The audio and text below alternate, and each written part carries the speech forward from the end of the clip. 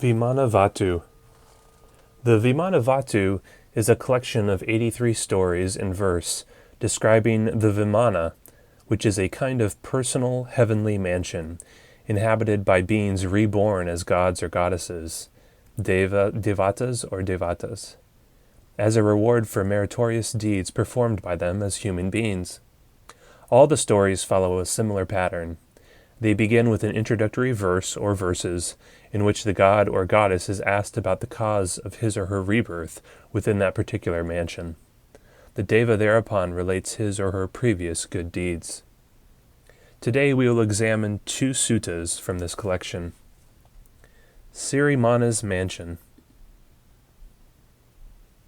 Your yoked and finely caparisoned horses, strong and swift, are heading downward through the sky, and these 500 chariots magically created are following the horses, urged on by charioteers.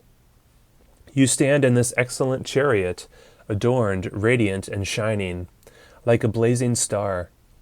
I ask you, of lovely slender form and exquisite beauty, from which company of gods have you come to visit the unrivaled one?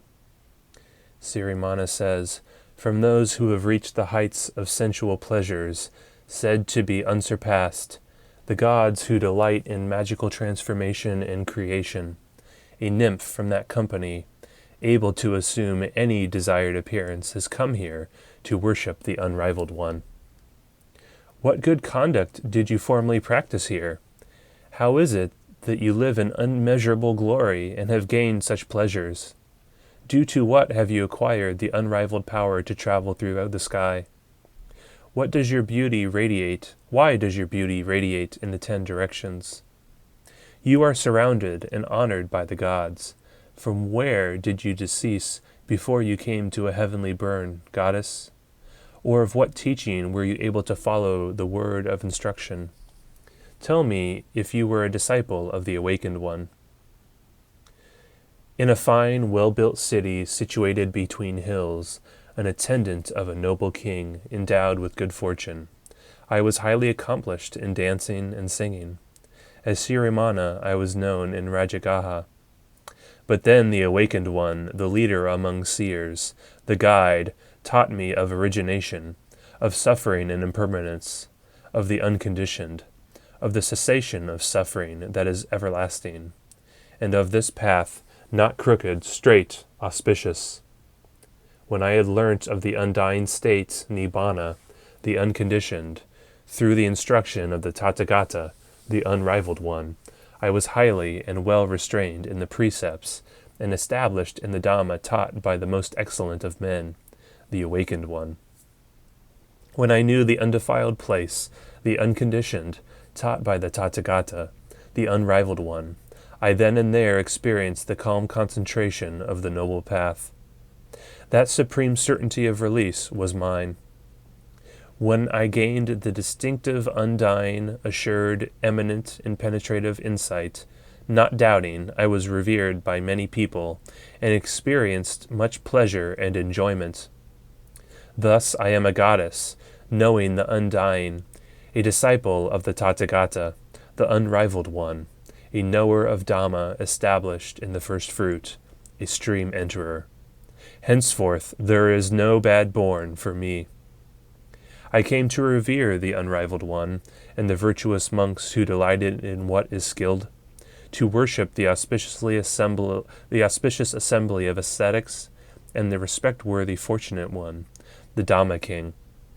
I am joyful, gladdened on seeing the sage, the Tathagata, the outstanding trainer of men capable of being trained, who has cut off craving, who delights in what is skilled, the guide. I worship the supremely merciful, compassionate one. Sesavatis Mansion. I see this delightful and beautiful mansion, its surface of many a color, ablaze with crystal and roofed with silver and gold, a well-proportioned palace, possessing gateways and strewn with golden sand. As the 1,000-rayed sun in the autumn shines in the sky in the 10 directions, dispelling the darkness, so does this your mansion glow, like a blazing smoke-crested fire in the darkness of the night. It dazzles the eye like lightning, beautiful, suspended in space, resounding with the music of lute, drum, and cymbals. This mansion of yours rivals Indra's city in glory. White and red and blue lotuses, jasmine and other flowers are there, blossoming sal trees and flowering asokas, and the air is filled with a variety of fragrances. Sweet-scented trees, breadfruits, laden branches interlaced with palm trees and hanging creepers in full bloom, glorious like jeweled nets. Also a delightful lotus pool exists for you. Whatever flowering plants there are that grow in the water, and trees that are on land, those known in the human world and heavens, all exist in your abode. Of what calming and self-restraint is this the result? By the fruit of what deed have you arisen here? How did this mansion come to be possessed by you? Tell it in full, O lady with thick eyelashes. And Sesavati replies, How it came to be possessed by me, this mansion with its flocks of herons, peacocks, and partridges, and frequented by heavenly waterfowl and royal geese, resounding with the cries of birds, of ducks, and cuckoos, containing diverse varieties of creepers, flowers, and trees, with trumpet flower, rose apple, and asoka trees. Now how this mansion came to be possessed by me, I will tell you. Listen, venerable sir. In the eastern region of the excellent country of Magadha, there is a village called Nalaka, venerable sir. There I lived formerly as a daughter-in-law, and they knew me there as Sesavati.